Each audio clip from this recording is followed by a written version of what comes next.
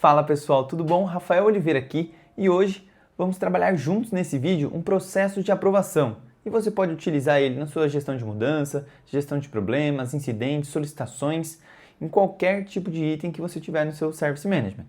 Vem comigo nessa então? Aqui pessoal, no Gira, no Gira Service Management, para a gente ter esse botão de aprovação tanto no portal para o cliente que vai aprovar um teste que foi finalizado com sucesso, aprovação de um orçamento, aprovação de execução da construção de um material, aprovação de qualquer tipo de solicitação e também esse botão interno, caso você tenha um time que vai passar por diversas aprovações. Então você pode ter uma GMUD que vai passar por um CAB, você pode ter a solicitação de um novo projeto que vai passar por uma aprovação de uma área específica. Então, tanto esse botão que vai chegar por e-mail, que vai ficar internamente no portal e que vai aparecer para o seu cliente aprovar ou reprovar, a gente constrói dentro do workflow. E para a gente fazer isso, no seu projeto Service Management, você como administrador do seu projeto, e claro, com poder de edição do workflow, vamos vir aqui em Workflow. E no Workflow a gente vai escolher aquele que representa o seu Work Type, o antigo Issue Type, o tipo de item que você vai trabalhar. Então, note que esse Workflow está sendo utilizado para vários. Se a gente editar esse cara aqui, todos esses itens vão sofrer a aplicação desse processo de aprovação. Então, vale a gente ficar atento a isso. No caso aqui do construção de material, que é o que eu construí aquele primeiro processo, eu vou adicionar mais um para vocês verem que a gente pode ter ao longo do fluxo vários processos de aprovações e também automatizar a parte de inserir ali o aprovador, pois ela pode ser manual, claro que isso demanda trabalho, então se você já tem um ambiente robusto, você vai precisar da automação que eu vou mostrar no fim do vídeo para deixar isso pré-determinado e já encaminhar as pessoas certas para as aprovações certas, inclusive puxar isso num filtro, num dash depois e notificar a pessoa certa na hora certa, sem gerar spam. Então aqui, dentro do workflow, assim que você edita, passa a editar ele, eu já consigo mostrar para vocês aqui que a gente tem o item, ele é aberto, vai para Work in Progress, onde o pessoal vai analisar, vai construir alguma coisa, vai entender o caso, ou pode retornar para o cliente pedindo mais informação, mas nesse caso eu já tenho um enviar para aprovação. Esse status de aguardando aprovação é justamente o momento em que eu coloco o aprovador e o aprovador vai julgar se foi aprovado ou se é reprovado e ele volta para o aberto neste caso, mas eu posso ter um status reprovado e fim de fluxo. Sempre que o workflow já está ativo, ou seja, já está em uso, a gente pode clicar no status e aqui eu tenho a opção de acionar a opção de aprovação. Então eu vou fazer um do zero, só para a gente ver o passo a passo, para vocês verem o quão simples é.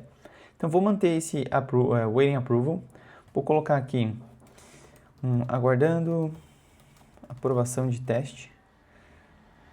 Então vou colocar um novo status, só para a gente simular. Então vamos imaginar o seguinte cenário, que aprovaram a construção e também eu vou fazer um aqui que depois que aprovar a construção vai ser enviado para aprovação do teste. Aguardando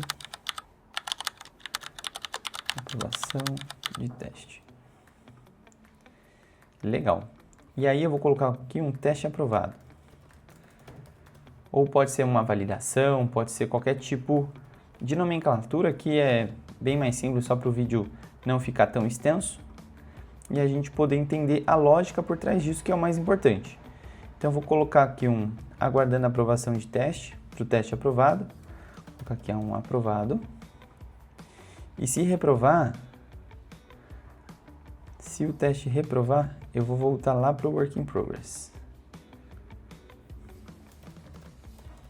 Então, note, pessoal, que eu criei o status que vai representar o meu momento de aguardando pendente aprovação. Uma transição para um status que vai significar o aprovado. Poderia ser qualquer outro status, tá, pessoal? Pode seguir para desenvolvimento, aguardando desenvolvimento, fechado. Não necessariamente precisa ser um aprovado. E fiz um de retorno também, caso seja reprovado. Até aqui, nada concluído ainda. Então, vou pegar um aqui só para o workflow não ficar vazio, não ficar ali com o status flutuando, digamos assim, sem caminho de continuidade. Então, a primeira aprovação vai ser aqui, depois do in progress, eu tenho uma segunda aprovação do teste. Até aqui a gente não fez de fato aqueles botões. Como que a gente vai fazer? Clicando no status, a gente vem aqui, ó, em approval. E esse layout aqui ele vai mudar. O Gira ele vai deixar igual o do Forms, então ele vai fazer uma ramificação de fields, vai ficar muito bom. Tem instâncias que já foram atualizadas. Então se na sua já foi, a lógica permanece a mesma, vai mudar apenas o layout. Então clicamos no status, eu posso colocar número de aprovadores, todo mundo que estiver naquele campo, número específico de pessoas ou número de pessoas específicas para um grupo. Então se eu selecionar aqui número de pessoas, eu posso pegar um campo do Gira, no caso, o grupo de aprovadores ou aprovadores. Eu posso falar que no mínimo, eu posso colocar 4 pessoas e no mínimo 2 tem que aprovar, certo? Então a gente consegue fazer isso também. E no caso, pessoal, como eu não estou usando o grupo, né, eu vou deixar ali um campo, porque eu vou mostrar a automação para vocês depois. Eu vou deixar uma pessoa só, porque no caso só eu que estou testando nesse ambiente.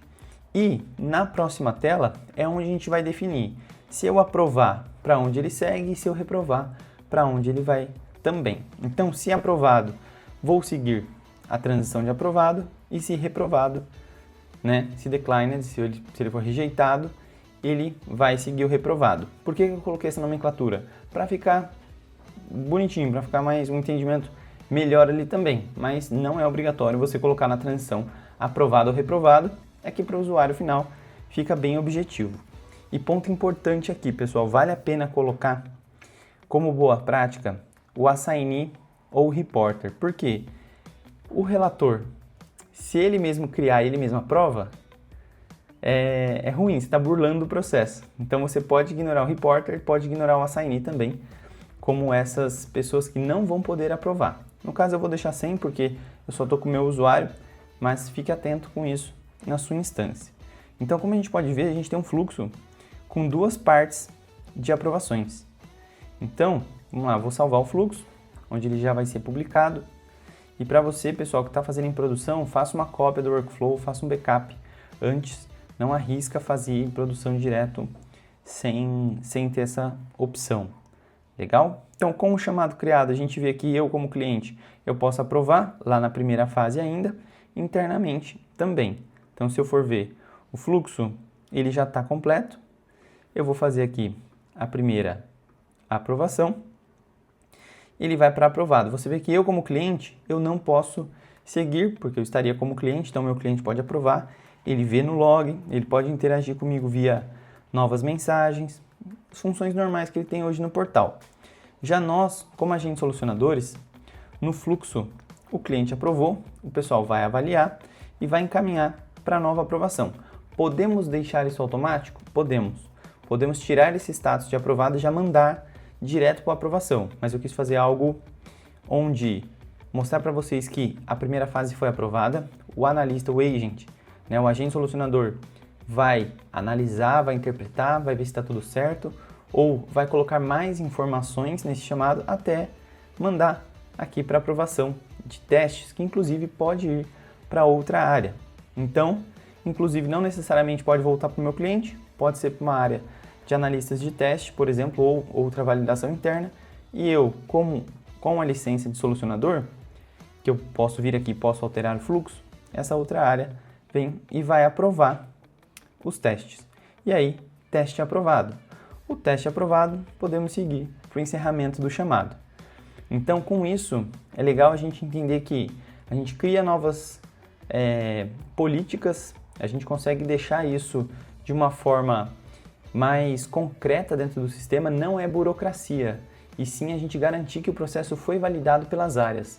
Então isso é de grande importância porque sai nos seus relatórios, você tem métricas disso, você pode ter um painel de aprovadores, a pessoa saiu de férias, vamos colocar outra pessoa como aprovador, então você garante que esse processo foi revisado, teve aprovação da área, ou aprovação em grupo também, então a gente sabe que todos esses logs ficam aqui no corpo do item, então isso para nível de auditoria é muito bom, porque você vai ter todos os dados aqui, inclusive se você quiser pegar por API, tá? Via changelog você consegue pegar todos esses detalhes. E notem que o campo aprovador, eu posso vir aqui, eu posso adicionar ele de forma manual. Mas, o que eu quero mostrar para vocês? Criem uma matriz de aprovadores e lá na automação, o que a gente vai fazer? Com o trigger de Work Item Created, então no momento que um novo item é criado, então no momento que a sua Gmood é criada, sua mudança emergencial, sua mudança planejada, ou qualquer outro item que você esteja trabalhando, coloque um if else. Então esse if else aqui eu coloquei no caso por Work Item, né, por Issue Type, mas você pode colocar por JQL, então toda vez que for uma mudança planejada do sistema XPTO, fulano que vai aprovar, se não, é ciclano. Como você vai fazer isso? No if else, você tem a possibilidade de pegar campos do Gira, já para fazer esse match, ou adicionar aqui uma condição de JQL. E como você pode ver, essa automação, se não me engano, está lá no meu curso, na Udemy também, tem todas as listas de automações lá, e uma edição de campo, no caso, edição de aprovadores, onde você pode colocar um ou mais aprovadores aqui também. Então, no caso, se for um item de treinamento, não sou eu que aprovo, já é outra pessoa. Então, a gente consegue deixar isso de forma automática para o projeto e você já cria a sua lista automática de aprovadores. Então, o aprovador já vai ser notificado, já vai ficar no corpo do item, já pode fazer a aprovação e a gente pode entregar, além das notificações que ele vai receber, um dash também. Então, isso fica muito mais concreto, muito mais explícito dentro do seu projeto, sem burlar, porque o relator não vai poder se aprovar, o assignee também não vai poder pular aquela etapa. Você pode ter um usuário master que vai passar por tudo, você pode construir um bypass também, mas aí fica a critério do seu processo. Eu recomendo sempre deixar isso mais fechado possível, porque se for uma aprovação de orçamento, imagina alguém aprovar um orçamento, ou a compra de um sistema, ou créditos no Claudê, em gastar $1.000 por dia, então é complicado, isso, prestem bem atenção nisso. Então, retomando lá no workflow, vocês viram que o processo é relativamente simples, mas o que vai dar mais trabalho ali para vocês é a parte da automação, de construir essa matriz, e lembre-se, façam um backup, estudem as possibilidades de transições que você vai ter no seu fluxo e em quais áreas você vai envolver, se é ora o cliente que vai aprovar, ora são outros agentes solucionadores que vão testar e vão aprovar. E pensem nisso que, se tudo isso for aprovado, isso veio do seu portal, depois você pode mandar isso ali para o seu Gira, seu novo app, uma nova iniciativa, uma nova história via automação também. Legal? Então, essa aprovação, eu não sugiro que vocês façam isso por API, porque um sistema aprovando outro sistema, se essa comunicação cai, você fica sem esse processo. Então, foca nisso dentro do Gira, tá? Como dica pessoal minha mesmo. E levem isso para outros projetos também, com o intuito, claro, de não é uma burocracia, mas sim garantindo que o meu processo está concreto, que o meu processo tem regras ali, precisam ser seguidas e a gente tem esse histórico.